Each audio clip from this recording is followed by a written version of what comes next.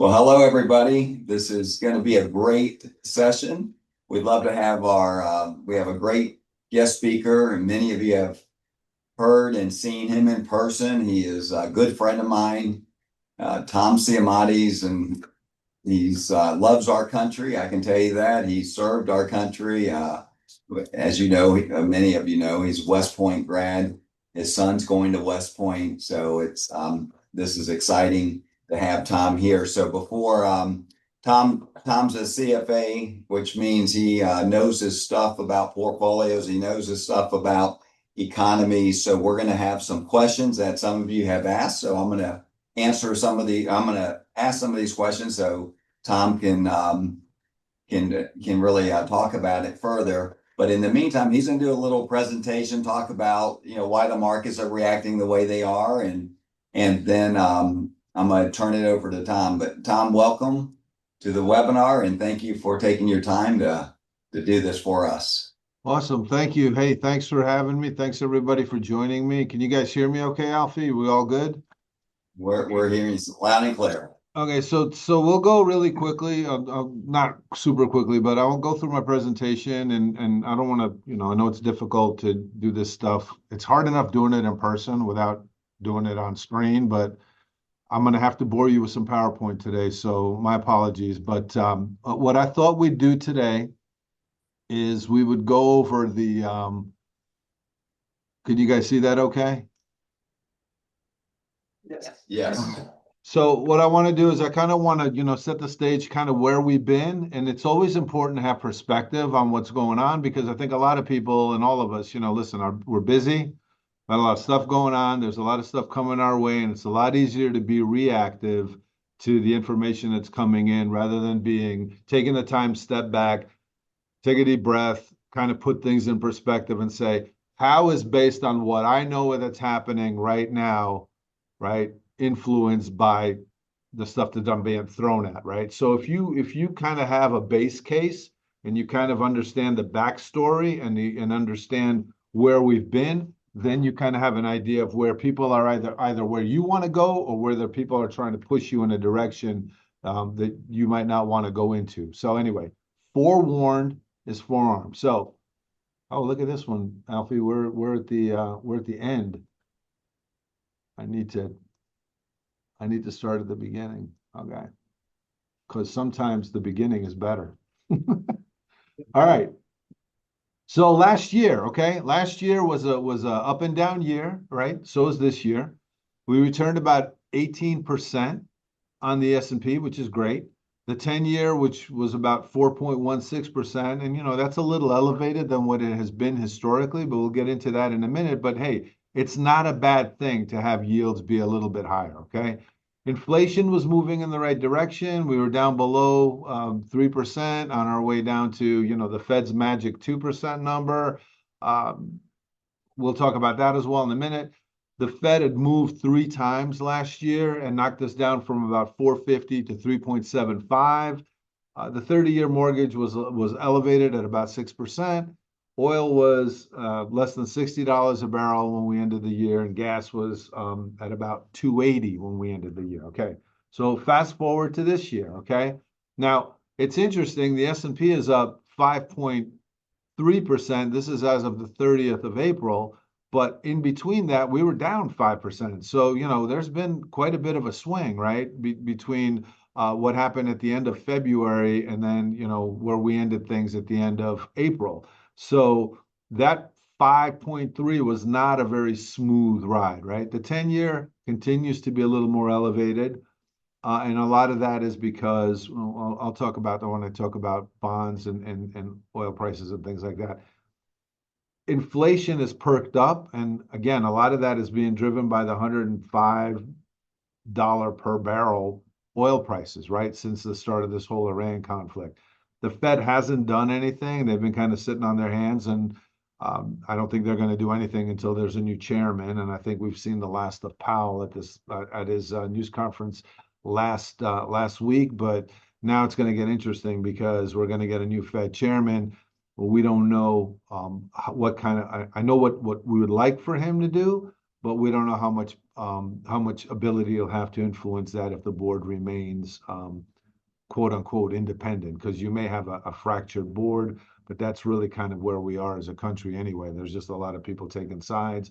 And, if all the courts are divided and the government is divided, well, who's to say that the Fed isn't going to be divided, and maybe not a whole lot happens there.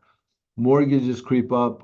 Then that's a lot of that is the long end again going up because, there are some inflationary fears because of that high price of oil. And obviously, I don't know what gas is, Alfie, down in Florida, but it's got to be pretty close to, 470, something like that, because the average has gone up even from the end of the month where gas ended at 438. We're probably somewhere in the neighborhood of about 470 nationwide now. Okay. Yeah. So Especially, what's that? am I muted? No, Especially diesel. Diesel's, yeah, diesel's hovering, been, yeah, you it's know. so it's a mess right now, and it's been a mess for about a month and a half. But hopefully things are going to get resolved here in a little bit, and we get back to normal. Okay, so let's talk a little bit about this latest crisis we're having. Listen, the country's always and the world is always in crisis. All of these, and you don't need to read every single one of these little bullets here, but if you think about it, there's always something going on, and we're only talking about since 1990 here. We're talking about 35 years, and yet this is just a cold down list of things there's literally like there's stuff that's missing here and here and here, but all of these things, opportunities where you could literally be convinced that the end of the world is here, right? This is it. This is the last of it. This is horrible. And yet somehow we managed to always come out higher than we were before. And that's because the stock market is a forward looking mechanism. It's basically optimistic. If it wasn't for the fact that you thought you would make money by investing longer term in the stock market, right, we would not go up, right? People would figure out that it was a loser's game. Fortunately for us, our secret weapon is that we have time on our side, and we can invest for longer periods if we apply our financial plan on parts of it anyway. We can go out further, and we could do very well for ourselves.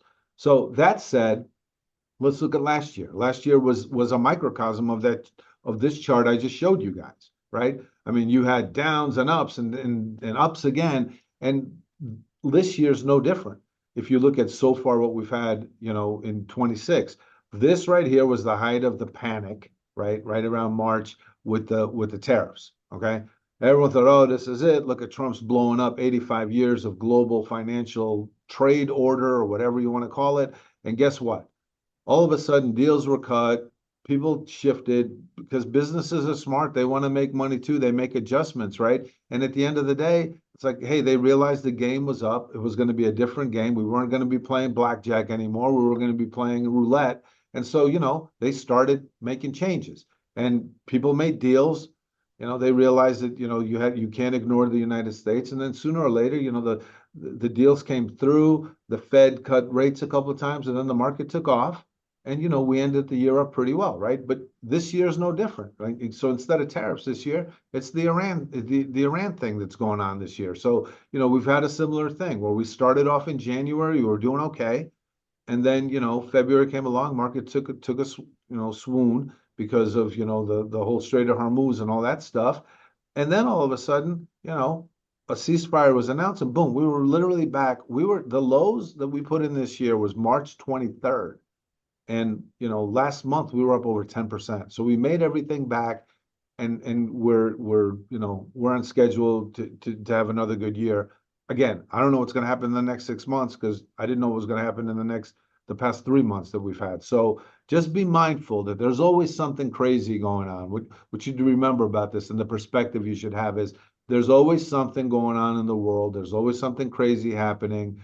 But your secret weapon is you have time on your side, and you also have a plan. So use the time and use the plan to your benefit. Don't get caught up in all the nonsense that we keep hearing constantly on a daily basis that's meant to make us make silly mistakes. Okay, here's another example of last year. I mean, last year, like I said, we ended the year up 17%. But look at the amount of spread that we had during the course of the year. We dropped as much as 15%, right, by April 8th. And then we made that up as we moved out through the rest of the year. And, that there was nearly a 40% run up since the lows. So that translates to about a 17% January 1st to December 31st value. But look at the amount. You could have like literally locked in a rate at 15% down, then missed out on 40% of the run up. So be mindful of that because again, we don't like they're literally trading firms and all the big shot Wall Street people that literally build these data centers 100 yards from each other because they get like a nanoth of a second quicker data transfers to do trades. We don't have that ability. We can't outsmart these people. We can't outrun these people. But you know what? We can outpatience these people. And I think a lot of folks, that's a rare commodity. People don't like to wait. People seem to think like they need to act and they need to act faster than the other guy. And that in these kind of markets is going to get you killed. So the best thing you could do is just kind of lay low, stick to the plan, make minute changes when things are quiet, but do not try to step in front of this. This is like a train, and you're trying to run across the train tracks, but you're also trying to run across around 15 train tracks in a row, and all the trains are moving at the same speed. So please don't do that. Okay, what worked last year that hasn't worked in a while before is international actually did better. I had a theory about this, okay? And my theory is simply this, is I think when Trump came over and he turned over the table with tariffs and he kind of upset the global order, I think it forced these companies to wake up. They were playing a game by the rules that were set for 85 years. And that was we sell our stuff to the US and we don't let the US sell stuff to us, some version of that story. And when that changed with the tariffs, what it did was again, these businesses are smart, these people are not ignorant. They basically changed their business models. They became a little bit more nimble. Maybe they pushed back on their government, to let them do a few things that they weren't able to do before. Maybe they got a little less regulated. I don't know, whatever that is, but it was a good thing for international markets because they actually did really well. And I'll show you a map in a second of some of the places and some of the eye-popping returns that we had. But the lesson here is if you're light on international, you may want to think about increasing your international exposure. Okay. I don't know who the 2-year-old is that doesn't know how to draw, but that's not what Canada looks like. So, but that is Canada. But look at some of the returns. For all the whining that Mexico and Canada did last year about how they were going to be hurt by tariffs and this and that, 36.5% in Canada. We did 18. That's double us. Mexico, 56.9%. So, there's a lot of opportunities. Brazil, 50. Chile, 71. Look at South Korea, 99. Remember the South Koreans were always complaining about how that was one of the first deals that Trump cut. 99%. Can't tell me that's horrible. So there's a lot of opportunity if you're not this, and I'm not saying go chasing these returns, but it's telling you something's telling me something's going on there, right? And so if these guys are going to have outsized returns, well, maybe not India, they didn't do too well, but even China, for all the complaining that China did about tariffs and all that, still nearly double us. So be mindful of that, right? There's opportunities out there, and don't be as US centric as you may have been because we were the only place we can get any kind of returns. Okay, let's talk a little bit about bonds. So what bonds are doing right now? These are, by the way, Devin pointed out to me that these aren't current rates. These are just the rates of return that you got on bonds as of last year, right? From ultra short to treasuries to high yield, et cetera. The one thing that I would say that I like about this, you actually, for the first time in quite a while, you actually got some returns out of bonds. Okay. That's a good thing because up until now, with interest rates being at nearly zero and yields being completely crushed, the only place you could really go to get any kind of decent return was the stock market, which is a very volatile place. And as you get on, later on into retirement, and into the more mature stages of life, you don't need that headache. So it was nice that you actually had some returns in the form of fixed income that's a little bit more dependable. Now I know a lot of you guys have annuities too, which is another thing to be mindful of when you go through the yo-yoing effects of the stock market. Hopefully you're having an annuity that doesn't move and you're not, if the stock market's down 10%, your entire portfolio isn't down 10%, just a smaller portion of it moves along with the markets, but good things, right? When you have more stable things that are out there. Now, I can get geeky and we could talk a little bit about the yield curve, but when we talk about where rates are, What I anticipate, and this may answer one of the questions that we may have, what I anticipate is rates on the short end to go down, because that's what, like Kevin Warsh would not have been selected by Trump to be the head of the Fed if he wasn't going to try to lower rates. Okay. So I think we'll see rates over the next year on the short end, and that means basically from the 10-year in lower, okay? Because the Fed controls a lot of the short end, the shorter maturity stuff, T-bills, 1 years, 2 years, 5 years, maybe might have a ripple effect out to the 10. Everything beyond that is actually impacted by the amount of debt we have and inflation.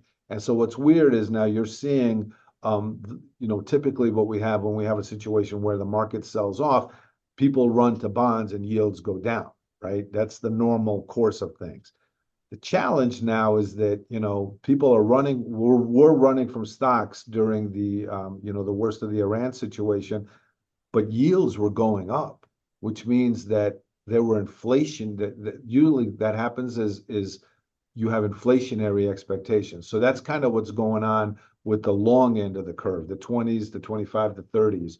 And the challenge there is that we have this $40 trillion in debt.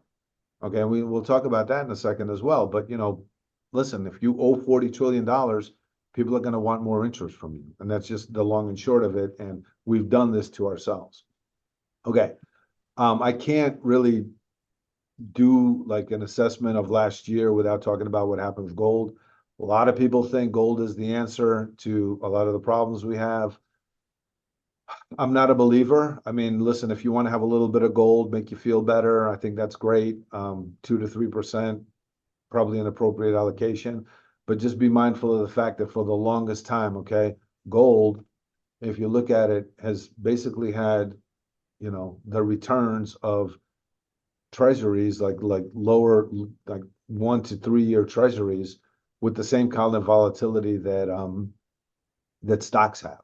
So I don't know why you'd want something that has the kind of volatility of stocks, but doesn't give you the kind of return of stocks. But, hey, if it makes you feel better, great, do it. But I would not put a meaningful portion of it in there.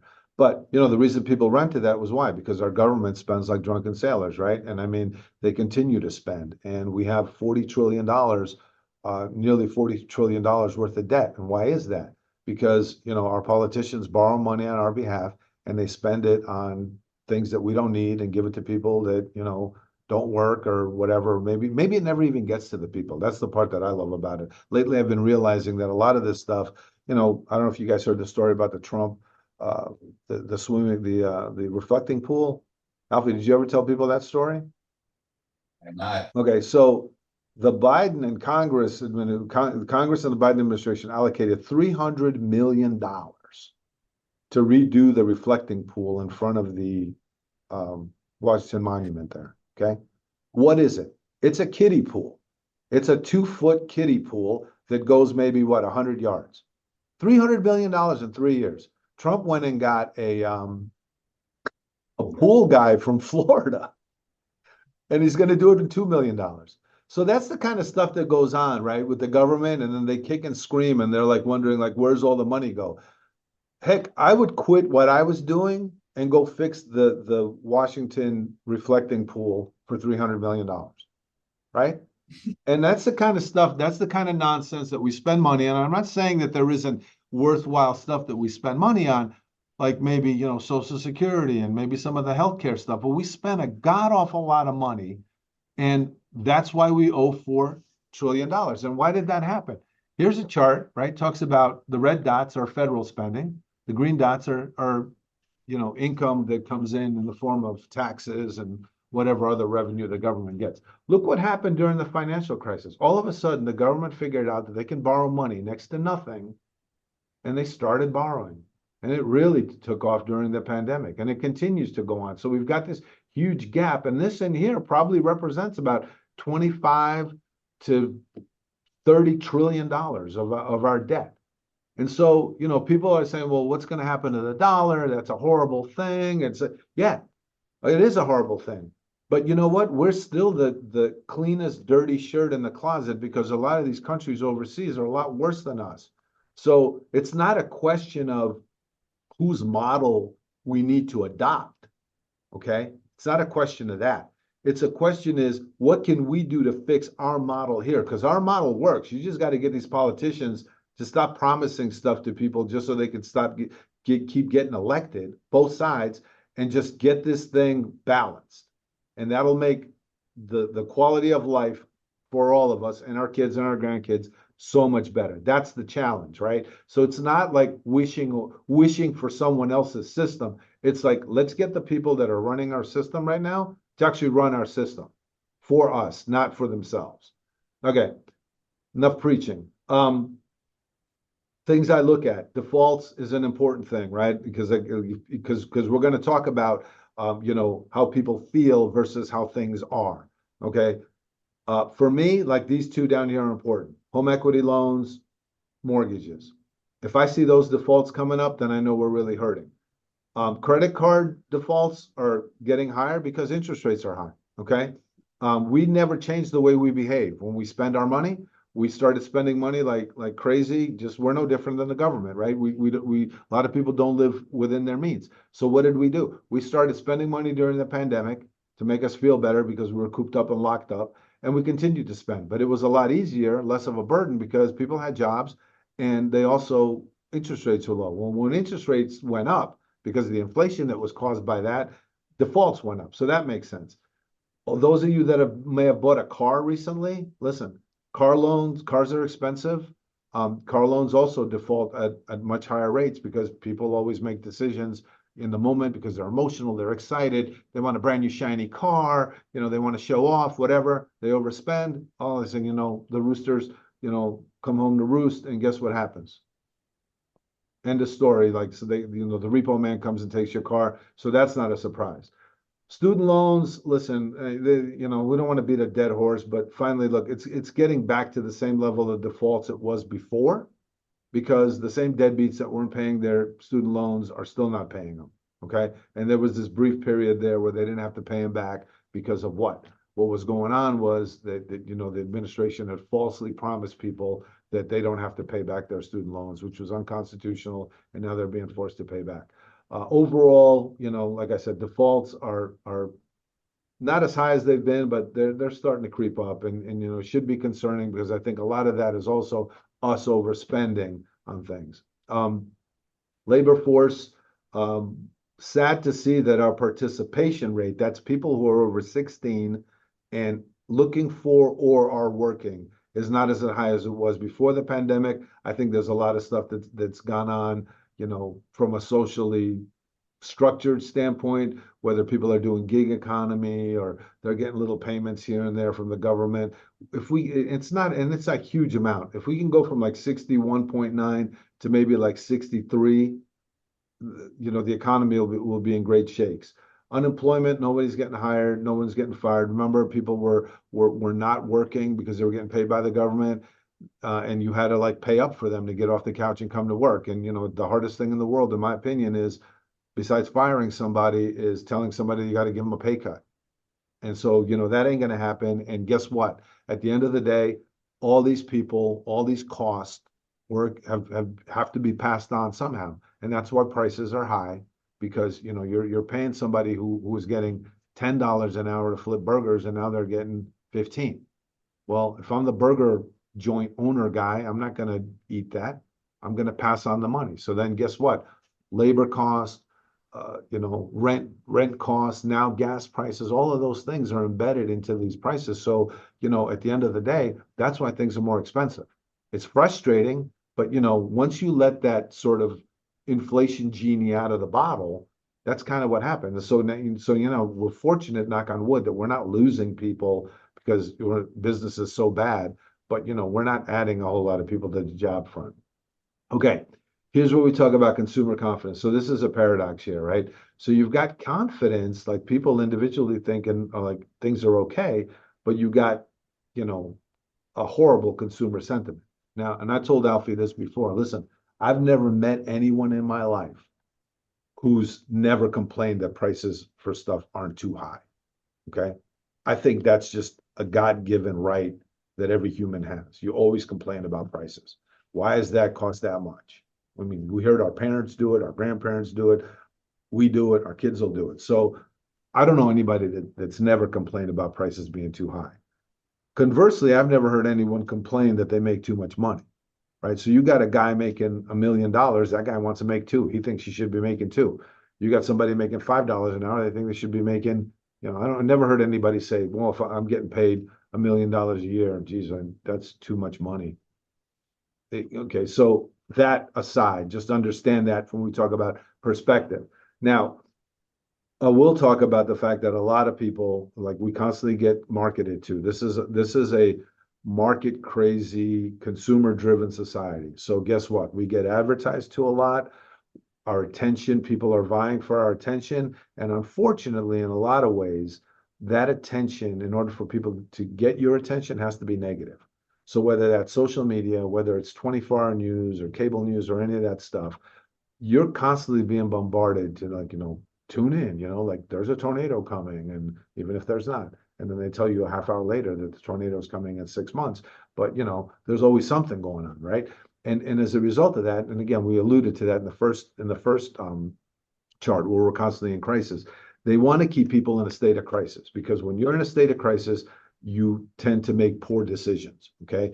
And a lot of times those poor decisions result in you taking out your credit card and buying something. Okay. So if you feel like crap and you're being manipulated and the phone rings and somebody says, "Hey, Mr. and Mrs. Jones, how do you feel about things?"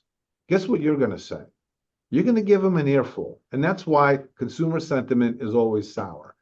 People always feel they're paying too much. People always in a grumpy mood, and people think they never make enough. So yeah, I would be ticked off all the time too. In fact, I usually am, right? Because as I told Alfie, that's one of my two moods. I'm either ticked off or about to be ticked off. So, there's this situation where don't believe this, believe this. At the end of the day, can you pay your bills? Are your neighbors in good shape? I know things are expensive, but they're always going to be expensive. They'll be expensive tomorrow and the day after that. But at the end of the day, if your personal economy is okay, you're okay.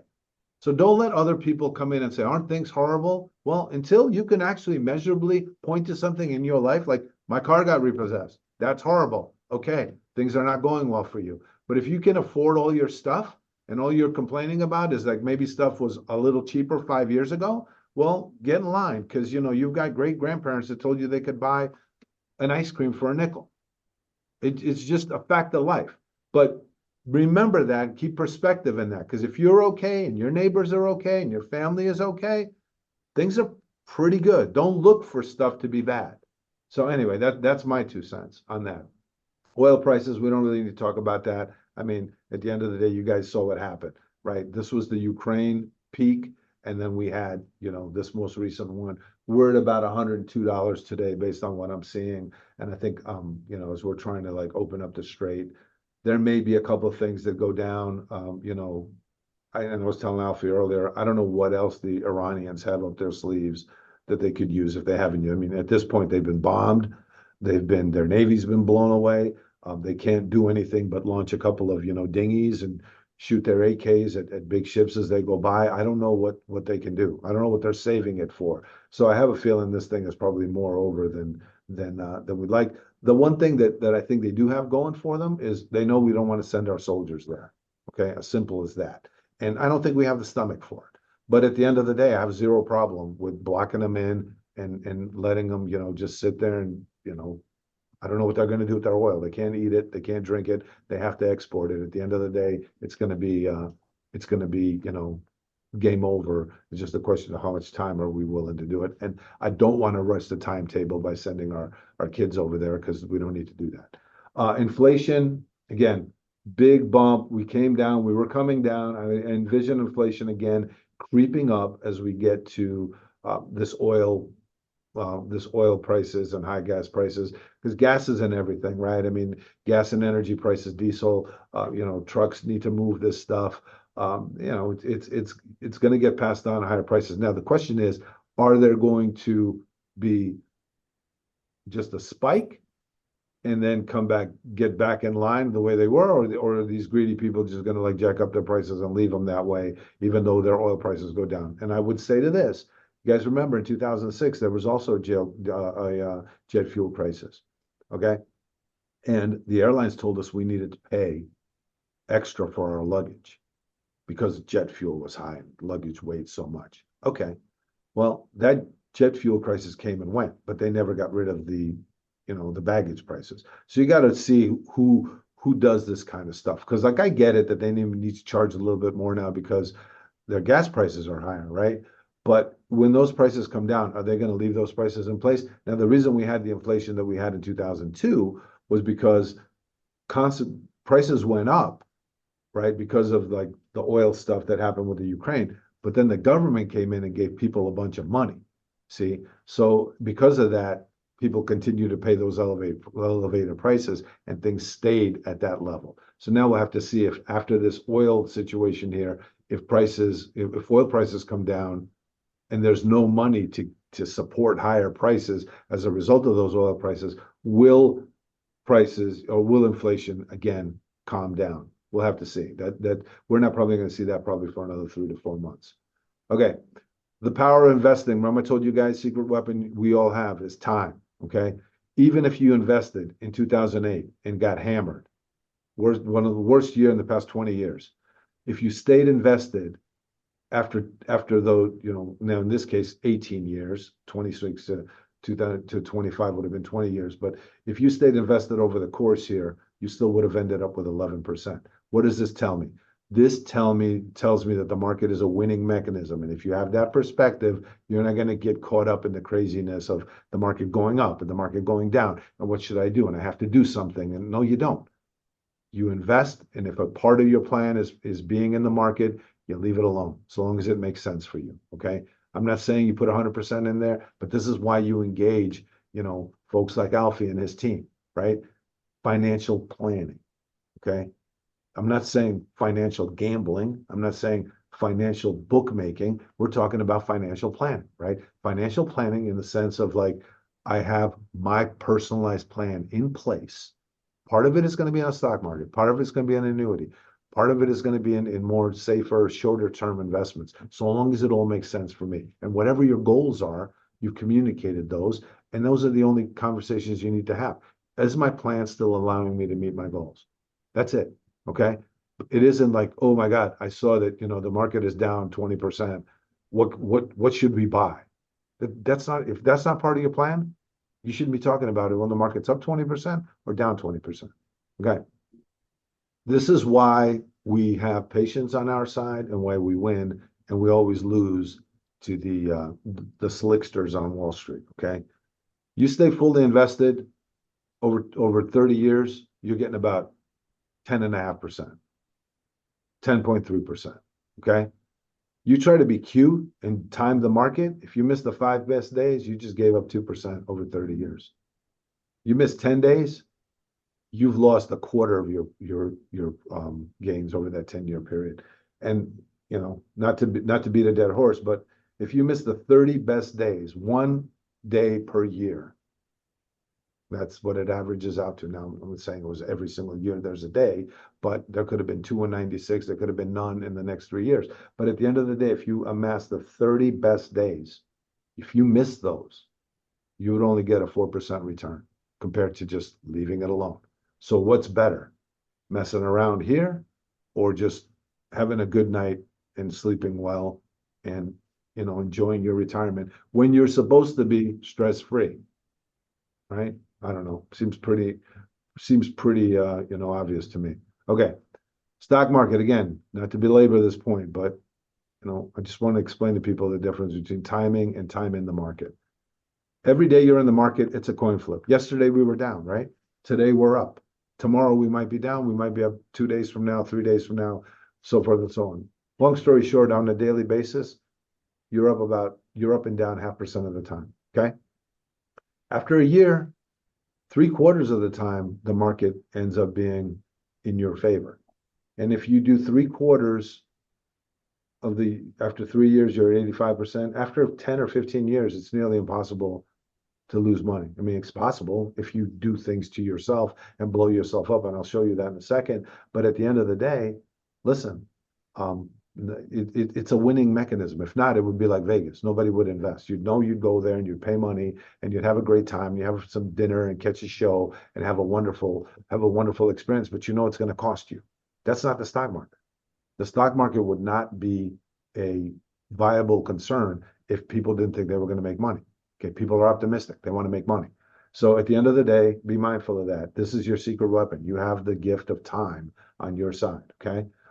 Here's what I mean about blowing yourself up. Okay. If you stay the 10-year period, look what happens. You drift above zero. Okay. You're 14-3, 18, maybe like 99%, right? But at the end of the day, you're virtually above zero if you stay in the market. But if you're messing around in here, this is what that chart like I showed you before, where you could be down 15 in the same year and then miss 40% on the upside. This is the kind of stuff we're talking about. This is the kind of stuff where our own hyperactivity and our own, I guess I don't know what you'd call it, like just the fact that we're just in the moment, right? And we're being manipulated, our emotions and all that stuff. We can blow ourselves up right here and have a horrible experience. And this is why, again, I can't stress enough. I mean, I do this for a living. I'm I learn something every day. But at the end of the day, I can do this myself, but but can the average person who had a job and collected assets and had a successful career, why would you want to learn a whole new job in retirement? I mean, I could do this because this is my career. But if you're a doctor, if you're a lawyer, if you ran a small business and you know that inside out, why do you want to become a financial expert in your retirement when you should be stress-free, enjoying life? This is why you hire a financial advisor. So to me, it's like the most important thing is not to only take the stress out of your life, but to have someone who's a co-pilot with you guys on this journey. So sorry, Alfie, that was a little bit, there was a bit of a public service announcement for people. But I really do believe that having an advisor is a super important thing you can have. And again, asking the right questions is what you should be doing and not trying to learn a new job in retirement. What Love about, it. sorry, go ahead, Ben, Alfie. Tom, thank you very much. There's a few questions Okay. that I'll just ask you a few of them that people have sent in. One of them is about SpaceX, and that's definitely an exciting company. Everybody wants to know about, and they hear about, and anything with Elon Musk is pretty special. So he has Tesla. I know he's doing something. If you have Tesla stocks, because a lot of our clients have Tesla stocks, inside their portfolio quite a bit. And then they have Tesla stocks. There might be some things, but with SpaceX, the IPO, what are you hearing when it's going to come out? I'm hearing like it's July. What's your thoughts on this? And do Yeah, you the, think the, it's going li- listen, they're pretty mum about all that stuff. And I mean, here's my thing. It's like IPOs. Some people swear by them. I mean, there's hit or miss. There's ample opportunities after they IPO too. I mean, if you want to get in, I mean, look at something like Facebook, for example.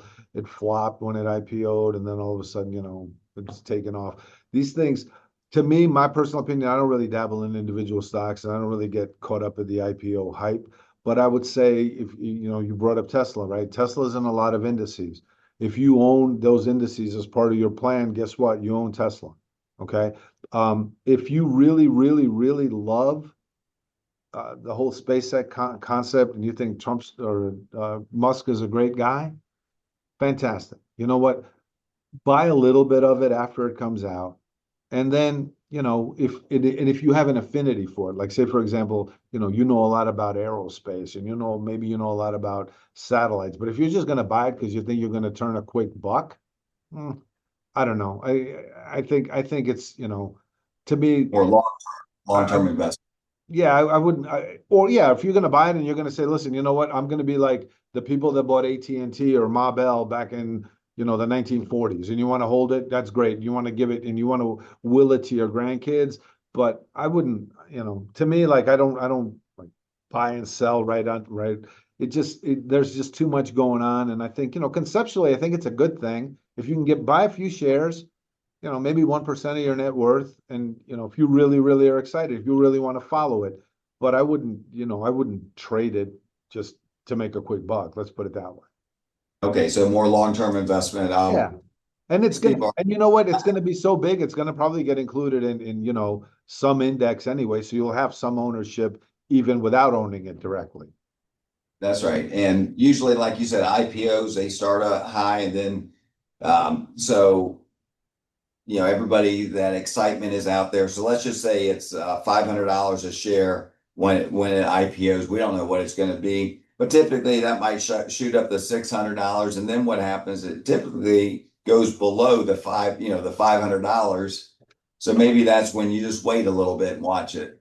Yeah, and you look at a guy like Musk, he's not exactly uncontroversial. I'm sure he'll say something or shoot himself in the foot. Maybe that $500, maybe it goes down to 200 for all you know, and then you could buy all you want down there, right? I mean, so it again, longer term, I think you'll be fine. I just wouldn't try to, get in there and like waiting at the broker's door to try to get your little slice of SpaceX. I don't think it's going to be all that.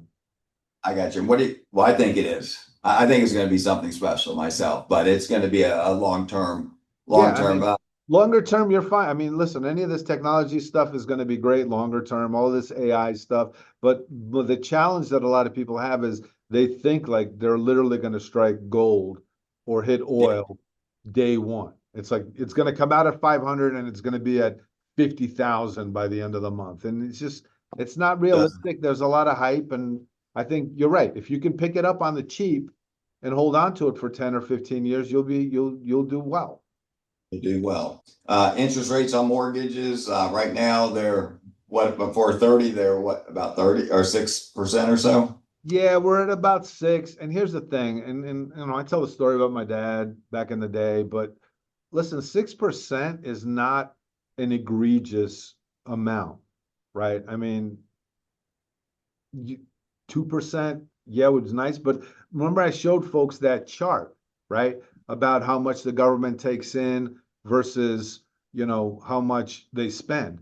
And we have $4 trillion out there or $40 trillion worth of debt. And the challenge is the fact that, now mortgages are tied to 30 years out. And the question is, listen, to lend somebody four, 500, 600, $800,000 for 30 years. I mean, the problem I think for a lot of people where mortgages go is that it's the price of the house. We're not building enough homes, right? And so 6% I don't think is an egregious mortgage rate, but until we get the long end of the curve and get our government. See, what happens is, and I've told people this before, what happens is when the government needs money, they just go to the marketplace and pay whatever the market wants, right? Because they don't care. It's not your money. They're not paying interest. So that's the challenge. If you have $40 trillion that you need to finance, you're going to go to the market and say, we need to refinance this money. And people are going to say, oh, fine, we need you to pay us because you're at risk. Well, mortgage rates and all those other things are pegged off of that stuff. And if the government doesn't care, the government isn't holding those banks and all those people that are making those rates at the auctions accountable and saying, no, no, no, no, no, we don't want to pay 6%. We want to pay 3%. Yeah. They're like, we don't care. We'll pay whatever. Just make this go away because we don't want to default. Okay. Well, once you borrow that money from the government at that rate, or once you lend that money to the government at that rate, then everyone else is like pegging it to that rate. So I don't think mortgages in the short term are really going to go down all that much. I think the artificial mortgages we saw was because rates were so low. That's why you were able to get a 2%, 3%, mortgage. I think historically, if you look at mortgage rates, 5 to 6% is about average. I don't think that's an egregious amount to pay, but we need more housing so that, the competition, so you're not borrowing $800,000 at 6%, you're only borrowing maybe 400,000. What do you think about the markets during a midterm election that we have coming up? I think, listen, I from a market standpoint, markets like division. It's like if you have all one party running things, that means that new things are always in the works, and each party's trying to put a mark on things. We've had it with Biden. We had it with the big beautiful bill. I think, if you have a split government, markets like that because that means nothing new is going to happen. So, part of it, the market would like to have a divided government. We'll see. I mean, typically, I've heard it said that, during the second year of a presidential cycle, the midterms are Or, referendum on the president, right? yeah, Versus every 4 years, it's a referendum on the direction of the country. So I think it's just, I think so much of it right now, if it depends on how they unwind this Iran thing. If they can yeah. get oil prices down, you know, maybe, but at this rate, I think Wall Street is looking at a split government and no new things coming out of Washington. Yeah. How about crypto or anything like that? Cryptocurrency. You Yeah, saying up at it's 80? been quiet. It's been quiet, but what's interesting about it, it didn't really do what a lot of people cracked up to be, right? I mean, like it took it when the market went down, crypto went with it, right? And I mean, look at where Bitcoin is these days. And listen, I think people are always trying to find, a foolproof solution to what's going on. It's like whether it's gold or crypto or whatever. And I'm telling you, the foolproof solution to our problem is to elect people that stop spending money like drunken sailors. If you get this budget and this federal debt thing under control, the sky's the limit. But it's so what's the word I'm looking for? Seductive, I guess, for people to just give money to other people just so they could stay in power. That's what's really frustrating. It's like, you know, Yeah. so We got crypto, one. gold, and all that, at the end of the day, fix our house and stop trying to find, slick ways to avoid the problems. All right. I know we got a time limit, so I have one more question. What do you think is the most critical issue facing investors in this year? Well, the question is next year, but I say, the rest of this year. Yeah, I think the biggest, the most critical thing that people need to, again, I'll go back to what I've been beating the drum this whole meeting. It's like, listen, you need to stay on top of your plan. Again, you don't need to become a financial expert yourself. You need to just keep an eye on what's going on, and you need to keep, like keep Alfie and the team like in your hip pocket. And you need to explain what it is that you want done, what it is that you're trying to achieve, and how is your plan working for you, right? A lot of it is don't look at things in individuality. Markets are going to go up, down, sideways, whatever, but look at your holistic picture, right? Do you have an annuity for some stable income? Do you have, do you have other, kind of bucketed money that what you need in a year or 2 or 3 years or 5 years?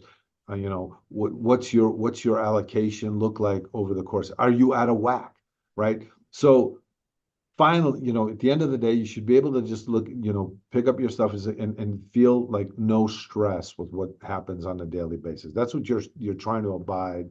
You're trying to get to that point. You're trying to live a stress-free life with the plan in place that makes sense for you. Um, I don't know that there's anything specific that you're going to look at. I think tax planning is an important thing and having your estate in order and all things like that. But at the end of the day, I mean, the markets, look at what's happened. Like in the 4 months, it feels like it's been 4 years. Right? Who the heck knows what's going to happen in another 4 years or 4 months, right? So I don't know. I don't know that there's a good answer for that, other than the fact that they should stay in super close contact with the team to make sure that what they're wanting to happen is happening.